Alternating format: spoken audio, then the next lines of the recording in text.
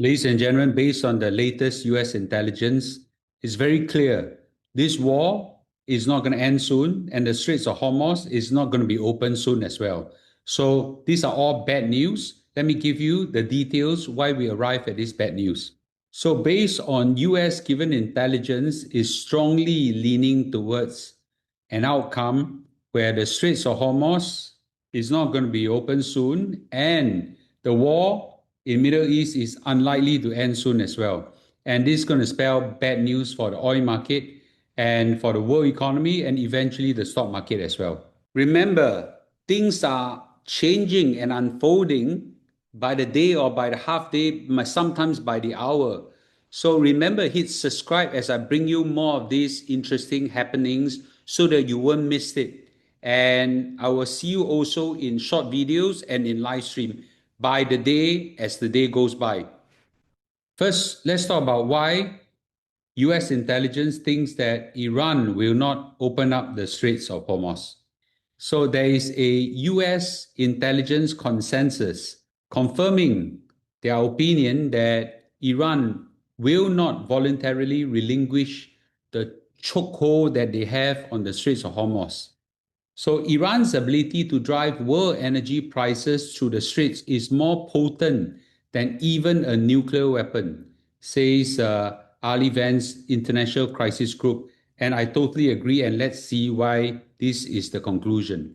So the only leverage that Iran has right now on US is the Straits of Hormuz, which is the ability to drive up oil prices. And if Iran were to give that up, they will lose the war. So they're going to go big time on this chokehold. So given that militarily, there's no way Iran can beat US, the only way that they can defeat the US and the Israelis' airstrike and possibly military attack is to hold these straits and hold the oil market ransom and drive up oil prices and send economic shockwave to US and Israel that they'll feel the pain. So former CIA Bill Burns says that the Iran will seek these passage fees, which is the toll charges, to fund reconstruction, but that is most likely a post-war toll system. They may set it up now, but the aim is to collect a lot of money more for after the war.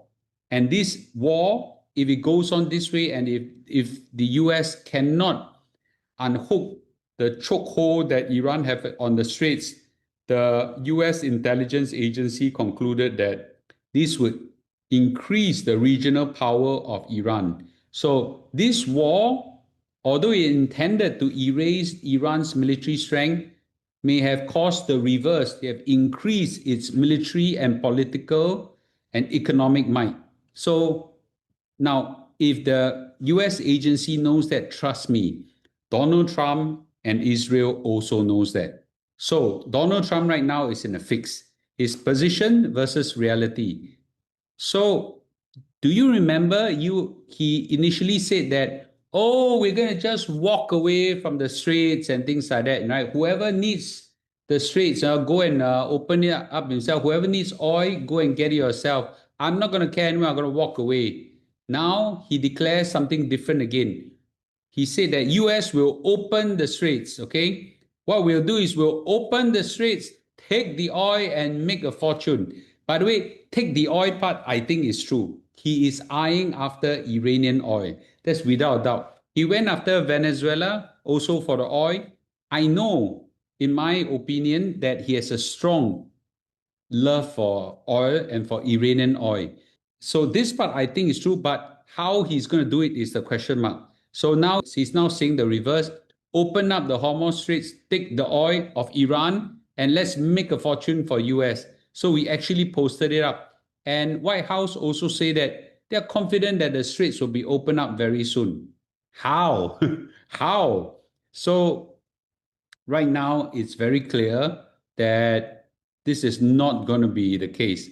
Now, clearly, he is concerned about the Straits. He initially say no, no, no, now say yes, yes, yes, whatsoever. But meanwhile, all the military might are now gathered more and more and more around the Straits. And it is clear that they are planning for something big. So this talk big and all this are market manipulation, and I warn everybody again and again, don't get manipulated by Donald Trump and lose your money. So it is now on the ground reality. The Iranians controls the Straits very strongly, and although Trump clearly state that he have intention of walking away, now he's coming back. Well, all these words are just empty words. He just don't have any way to get away, because leaving the Straits open for Iranians to control will ruin US economically, because the petrodollar will collapse and Iran will have control over the oil trade, and that will spell a disaster for US. So by the way, I spoke out about it yesterday during the live stream, and there are more updates. It was the worst US air day of the war. Bad luck after bad luck. So first of all, a F-15 Strike Eagle was being shot down, and there were two pilots allegedly ejected, and one of the pilot was rescued, and the second one right now is missing. There is a manhunt right now in the whole of Iran by both the Iranians and the Americans. So in the attempt to search and rescue the lost pilot, there are helicopters that come. Two of them were shot and damaged and have to withdraw. Shortly after that, there was also another news that A-10 Warhawk is a fighter plane, is being attacked, and the pilot has been ejected over the Persian Gulf. The plane was gone, and this is really a bad day for US. So US said, we have got air supremacy over Iran and things like that. Doesn't look like it that way. And the worst part is, it happened 1 month after you gain air supremacy.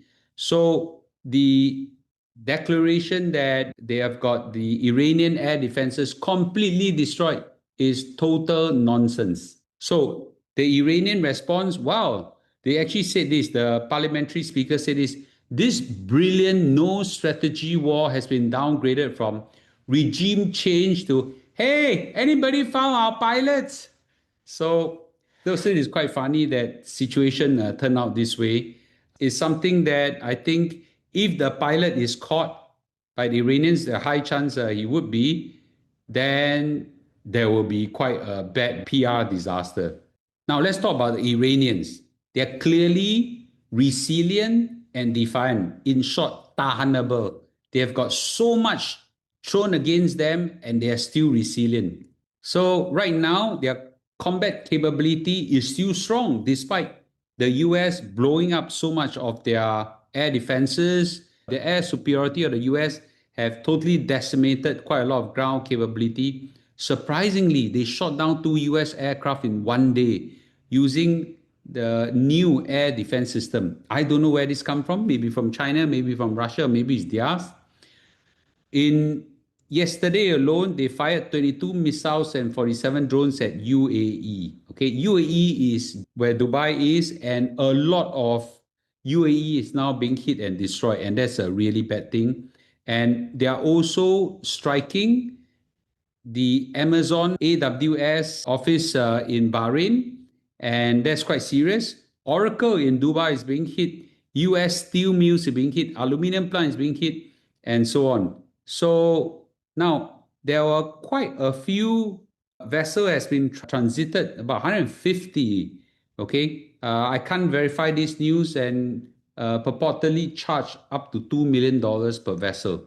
A lot of the Western ships are being blocked. So mainly the friendly countries to Iran were being allowed to go through. And now they have a lot of money. War need money, okay? War need money, and war with money, you can do a lot of things. So they use this to fund their battles. So very interestingly, the US asked for a 48-hour ceasefire. The Iranians tell them, go to hell. That's very interesting, right? The one that seemingly is weaker now says, no, we will not stop firing. Okay. And right now, they also said we don't want to meet any US official. And unless you have a permanent ceasefire, not a temporary truce, then don't talk to me. And you come and attack all my civilian infrastructure, we will hit you even harder. So this is diplomatic defiance and resilience, quite a hard fight that the US is going to go through and suffer. So the economic and market impact right now is very bad. So it's very clear that the oil market is going up and will continue to go up. So the early days of the market rally that we see over the last few days is based on hope, not based on reality. And trust me, hope is fizzling. In Singapore are feeling the pinch. We have got electric tariffs now going up. Diesel prices have gone up phenomenally. Airfares are also going up a lot. Even Prime Minister coming out to talk about this, and I'll cover it in another video recording. I think we are possibly getting a bumpier ride ahead in terms of this crisis. We need to get ourselves ready. I will also cover the Malaysian aspect of it also. So, in conclusion, there are a couple of key findings. Number one, it is very clear that Iran's only strength is the Straits of Hormuz, and they will not open it up. Opening up, okay, at least in a big way, would simply means they lose the only leverage they have against the US. So the US intelligence confirmed it. These straits, as we said earlier, is more powerful than a nuclear bomb. So why are they going to give it up? So it's very clear also Donald Trump wants Iranian oil without a credible plan. And as a result, he's now lost. And the US has a lot of hot air that is being spoken that has no plans. They don't know what the objective is right now. And I think they are in a fix. Iran has turned out to be stronger than acknowledged. Two US airplanes being shot down in one day and continue strikes onto the Gulf countries. And I think this is not going to stop. They're going to continue to go on. Diplomacy has all failed. Pakistan, Qatar, Turkey has tried to mediate. Lim Pei Mai Gong Wei. Okay. So the Iranians just say, I don't want to talk. So right now, unless there's a permanent ceasefire, if not, shut up. There's no temporary ceasefire. So oil is right now, above 100. I think it was set to go up even more. And I think this would mean quite a bad outcome for economy across the world and also the financial market and the stock market. So in short, Donald Trump has woken up a sleeping tiger. Very, very clear. Okay. And this one, he's going to suffer quite badly for it.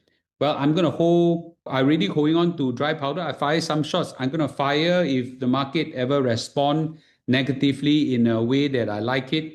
And right now, I'll just say this. For those people who are armed like me, you can look forward to maybe some opportunities.